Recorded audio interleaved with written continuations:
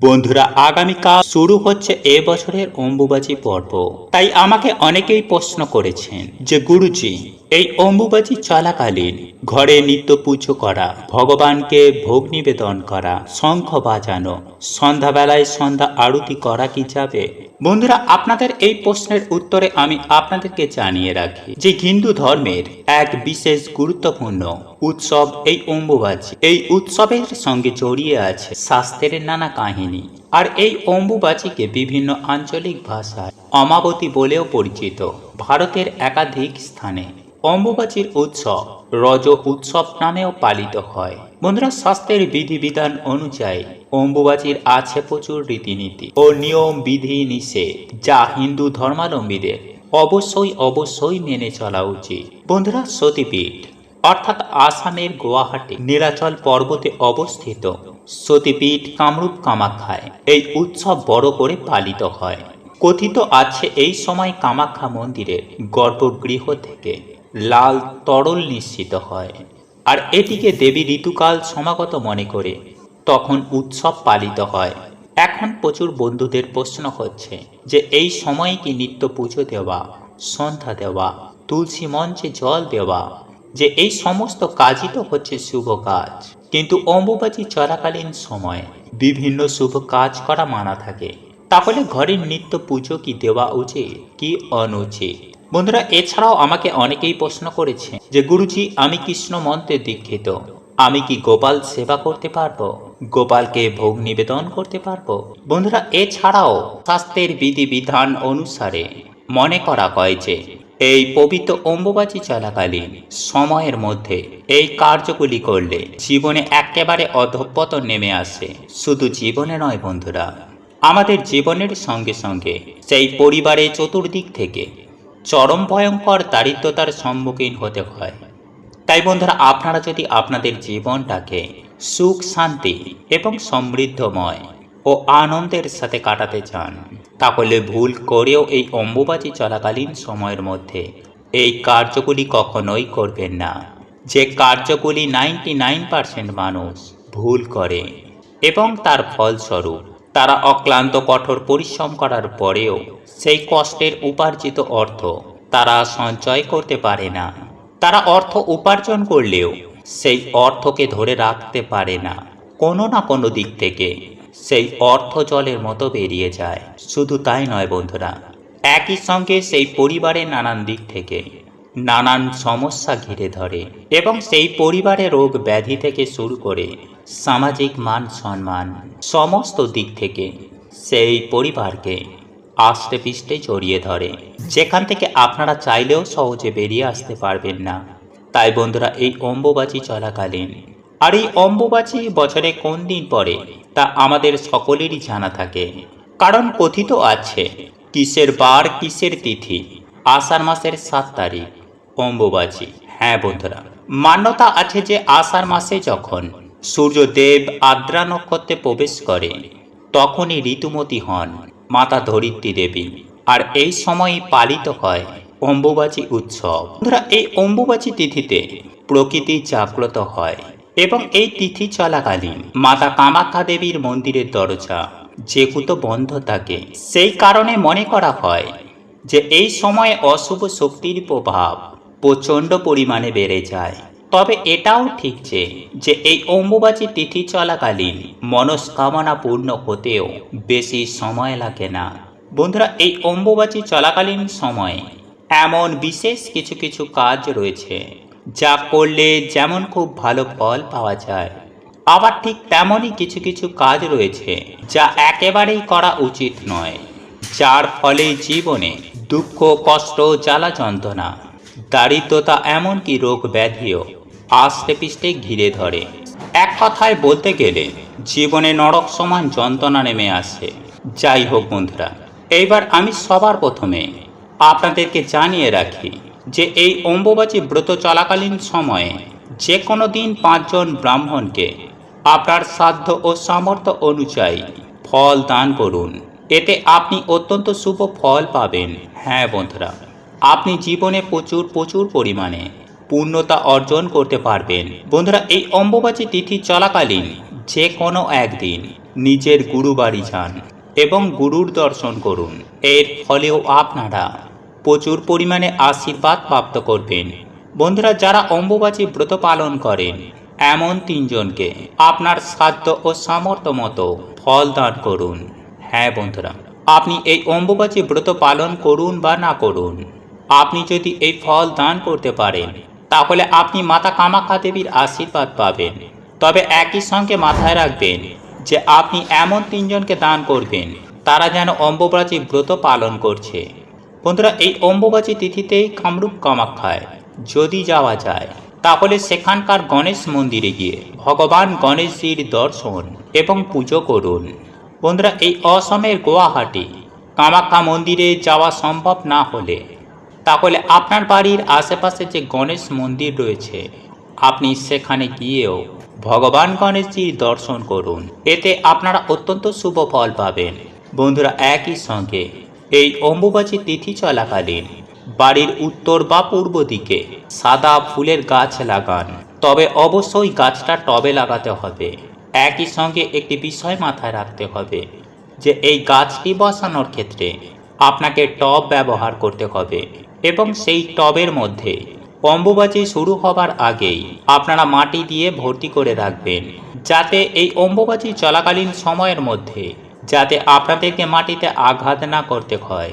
কারণ এই অম্বুবাচী চলাকালীন সময়ের মধ্যে মাতা ধরিত্রী দেবীকে আঘাত করা মোটেও উচিত নয়। যাই হোক বন্ধুরা, একই সঙ্গে আমি আপনাদেরকে এটাও জানিয়ে রাখি যে এই অম্বুবাচী চলাকালীন সময়ের মধ্যে বেশি সম্ভব হলে আপনারা আপনাদের ইষ্ট মন্ত্র জপ করুন। এতে আপনারা অত্যন্ত শুভ ফল পাবেন। একই সঙ্গে বন্ধুরা, আপনারা এই অম্বুবাচী তিথি চলাকালীন প্রত্যেকটা দিন আম এবং দুধ সেবন করুন। এতে আপনারা অত্যন্ত ভালো ফল পাবেন।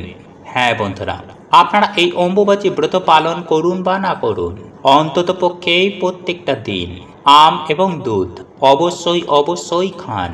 তাহলে মাতা কামাখ্যা দেবীর আশীর্বাদ ও কৃপায় আপনারা সারা বছর সুস্থ ও নিরোগ থাকবেন।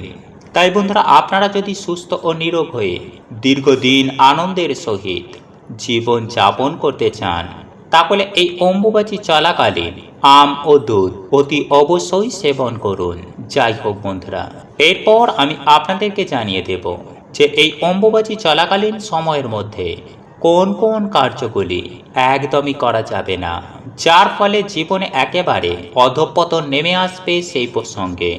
বন্ধুরা, স্বাস্থ্যের বিধিবিধান অনুসারে গৃহপ্রবেশ, বিবাহ বা কোনো রকমের শুভ কাজজনিত কার্য একদমই করা নিষেধ।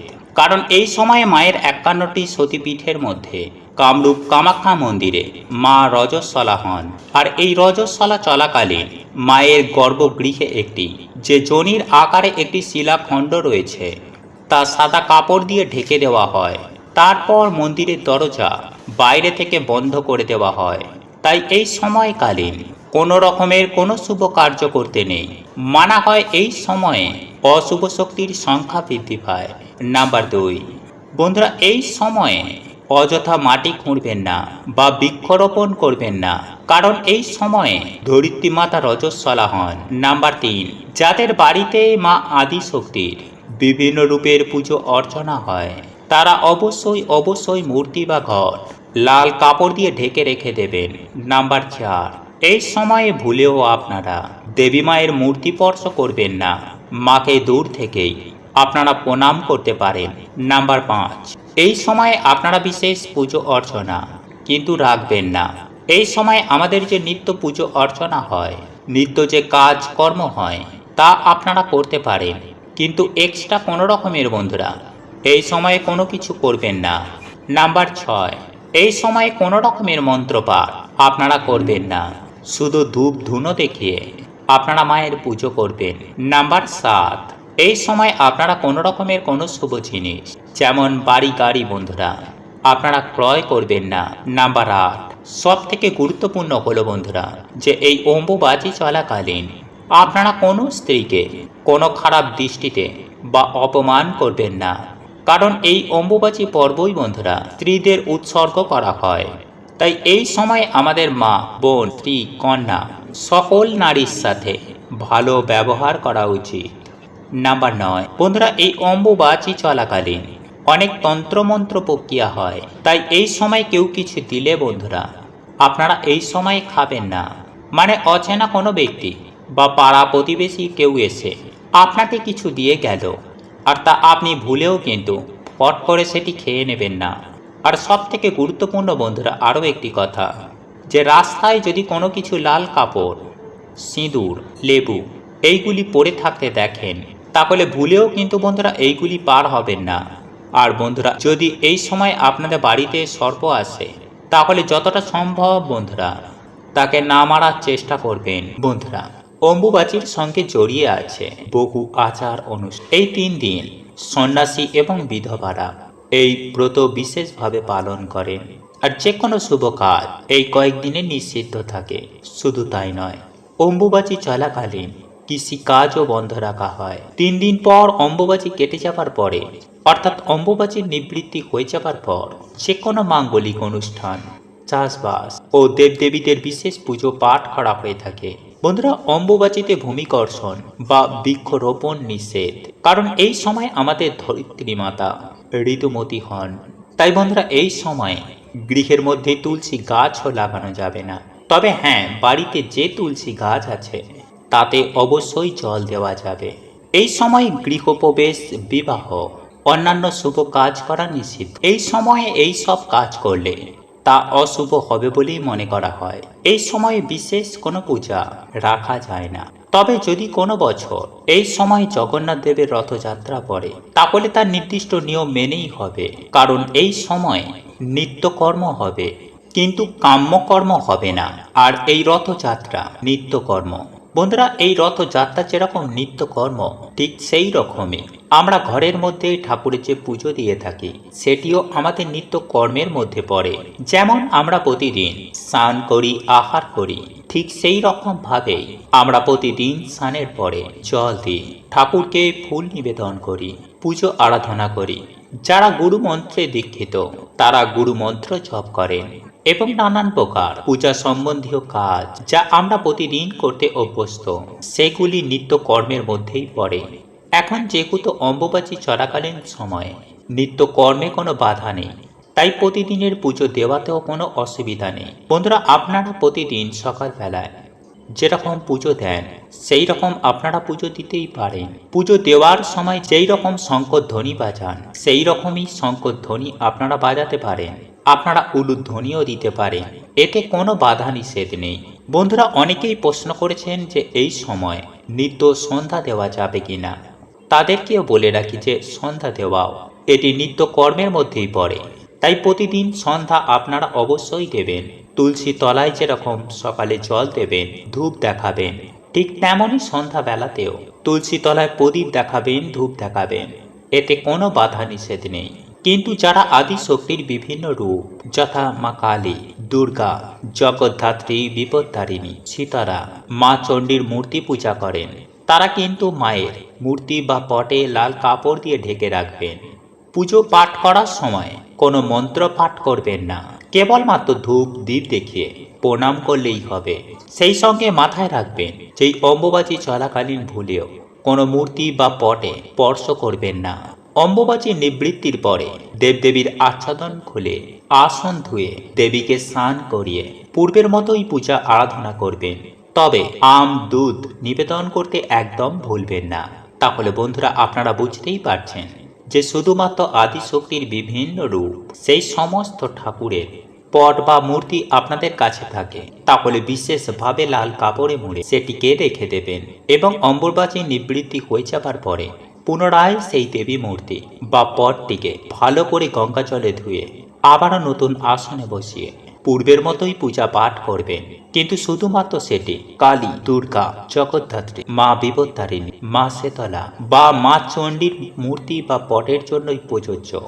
বন্ধুরা একই সঙ্গে আপনাদেরকে জানিয়ে রাখি যে এই অম্বুবাচী চলাকালীন মা লক্ষ্মীর পুজো আপনারা নিত্য করতে পারেন, মাতা সরস্বতীরও পুজো আরাধনা করতে পারেন, রাধা কৃষ্ণের পুজোও নিত্য করতে পারবেন, সেই সঙ্গে নিত্য গোপাল সেবা করা যাবে। এগুলির মধ্যে অম্বুবাচীতে কোনো বাধা নিষেধ নেই। তবে এই মূর্তি বা পট আপনারা স্পর্শ করবেন না। বন্ধুরা, এই অম্বুবাচী চলাকালীন যারা শাস্ত্র মন্ত্রে দীক্ষিত তারা সেই মন্ত্র জপ করতে পারেন, কারণ সেই মন্ত্র জপে কোনো দোষ নেই। কারণ অম্বুবাচীতে গুরু পূজা চলবে। গুরু যদি নারী হন, অর্থাৎ গুরু যদি মা হন, তা হলেও গুরু মায়ের পূজা চলবে। গুরু প্রদত্ত ইষ্ট মন্ত্র যত বেশি সম্ভব এই সময় জপ করবেন, সেটা আপনার পক্ষে অত্যন্ত উপকারী হবে। তবে কাঙ্ক্ষিত ফল লাভের জন্য মনে মনে মায়ের কাছে প্রার্থনা অবশ্যই জানাবেন, এতে আপনার মনস্কামনা পূর্ণ হবে। এবং সর্প ভয় নিবারণের জন্য আম ও দুধ সেবন করবেন। বন্ধুরা, এই অম্বুবাচী চলাকালীন অর্থাৎ অম্বুবাচীর প্রবৃত্তি ও নিবৃত্তির মধ্যে ঠাকুরের ভোগে একদিন হলেও অবশ্যই আম দুধ নিবেদন করা উচিত। এছাড়াও বহু বন্ধুদের প্রশ্ন ছিল যে অম্বুবাচী চলাকালীন ভগবানকে ভোগ নিবেদন করা যাবে কিনা। তাদের উদ্দেশ্যে বলে রাখি, অবশ্যই ভোগ নিবেদন করা যাবে। কারণ ঠাকুর দেবতাকে ভোগ নিবেদন করা সেটা আমাদের নিত্য কর্মের মধ্যে পড়ে। ঠিক তেমনি গোপাল সেবা করাটাও নিত্য সেবা করার মধ্যে পড়ে। তাই যাদের বাড়িতে গোপাল আছে তাদেরকে তো ভোগ নিবেদন করতেই হবে। তাই এই অম্বুবাচী চলাকালীন সময়ে ভোগ নিবেদনে কোনো রকমের বাধা নিষেধ নেই। যে আপনি এই অম্বুবাচী পালন করুন বা না করুন, এই সময়ের মধ্যে আপনারা প্রত্যেকটি দিন সকাল সকাল ঘুম থেকে উঠুন। সকাল 8টার মধ্যেই স্নান করে নেওয়ার চেষ্টা করুন এবং এরপর আপনি যদি গুরু মন্ত্রে দীক্ষিত হয়ে থাকেন তাহলে অবশ্যই গুরু মন্ত্র জপ করুন। কারণ বন্ধুরা, এমনটা করতে পারলে দারুণ সব উপকার মেলে। এর ফলে আপনার গুরুর কৃপায় আপনার এবং আপনার পরিবারে প্রচুর পরিমাণে উন্নতি ঘটতে থাকবে। ঠিক তেমনই জীবনে কোনো ধরনের কোনো রকম কোনো দুর্ঘটনা ঘটার আশঙ্কাও সুনিশ্চিতভাবেই কমে যায় এবং সেই সঙ্গে বৈবাহিক জীবন কাটে সুখে এবং শান্তিতে। কর্মক্ষেত্রে সাফল্য আসে এবং অর্থনৈতিক দিক থেকেও সফলতা আসে। বন্ধুরা, এক কথায় বলা যায় যে জীবনে সুখ শান্তি ও নীরব হয়ে থাকতে চাইলে যা কিছু প্রয়োজন তার সব কিছুই পাওয়া যায় এই পৃথিবী তথা মাতা ধরিত্রী দেবীর আশীর্বাদে। তাই অবশ্যই সম্পূর্ণ ভিডিওটি দেখে জেনে নিন যে এই অম্বুবাচী চলাকালীন সময়ে কোন কোন জিনিসগুলি একেবারেই খাওয়া যায় না। যাই হোক বন্ধুরা, আমি সবার প্রথমেই আপনাদের বলে রাখি যে যে সকল মানুষেরা অম্বুবাচী ব্রত পালন করেন তারা গরম চা কখনোই খেতে পারবেন না। অর্থাৎ আমি বলতে চাইছি, আপনারা চা খেতে পারবেন তখনই যদি আপনারা অম্বুবাচী শুরু হবার আগে এই চা তৈরি করে রাখেন। নইলে আপনারা জল এবং চা পাতা রোদে বসিয়ে গরম করে খেতে পারেন। এখন অনেকেই হয়তো প্রশ্ন করবেন, যদি রোদ না থাকে তাহলে সেক্ষেত্রে আমি আপনাদের বলি যে সেক্ষেত্রে কিছু করার নেই। কারণ এই অম্বুবাচী চলাকালীন সময়ে যে সকল মানুষেরা এই ব্রত পালন করেন তাদের কখনোই ভুল করেও গরম টাটকা জিনিস খাওয়া যায় না বা যাবে না। বন্ধুরা, এছাড়াও যে সকল মানুষেরা ব্রত পালন করেন তাদের কখনোই কোনো নেশার জিনিস খাওয়া যাবে না এবং তার মধ্যে বিশেষ করে পান। হ্যাঁ বন্ধুরা, এই পান আপনারা ভুলেও এই অম্বুবাচী চলাকালীন সময়ে আপনারা কেউই খাবেন না। আপনারা এই অম্বুবাচী পালন করুন বা না করুন, পান কিন্তু আপনারা ভুলেও খাবেন না। বন্ধুরা, এরপর আমি দ্বিতীয় যে খাবারটির কথা বলবো সেটি হলো যে কোনো ধরনের শাক। হ্যাঁ বন্ধুরা, আপনারা একেবারে ঠিকই শুনছেন। বন্ধুরা, এই অম্বুবাচী চলাকালীন সময়ে অর্থাৎ এই 3 দিন আপনারা ভুল করেও আপনারা শাক বা শাক জাতীয় এমন কোনো খাবার আপনারা ভুল করেও খাবেন না। বন্ধুরা, শুধু খাবেন না নয়, এই শাক আপনারা মাটি থেকে তুলবেনও না। যাই হোক বন্ধুরা, এরপর তৃতীয় যে খাবারটি খাবার জন্য নিষেধ করব সেটি হলো টক। হ্যাঁ বন্ধুরা, আপনারা একেবারে ঠিকই শুনেছেন, টক বা টকজাত কোনো দ্রব্য আপনারা এই অম্বুবাচী চলাকালীন মুখে দেবেন না। এর ফলে আপনার এবং আপনার সংসারে ভয়ঙ্কর রকমের দারিদ্রতা এবং নানান রকম নিত্য রোগ ব্যাধি লেগেই থাকবে। তাই সুপ্রিয় দর্শক বন্ধুরা, এই জিনিসগুলি খাওয়া থেকে আপনারা এই অম্বুবাচী চলাকালীন সময়ে অন্ততপক্ষে নিজেদের বিরত রাখুন। বন্ধুরা, সারা জীবন পড়ে আছে এই সব খাবারগুলি খাবার জন্য, কিন্তু অন্ততপক্ষে এই অম্বুবাচী চলাকালীন সময়ে এগুলি খাওয়া বন্ধ করুন।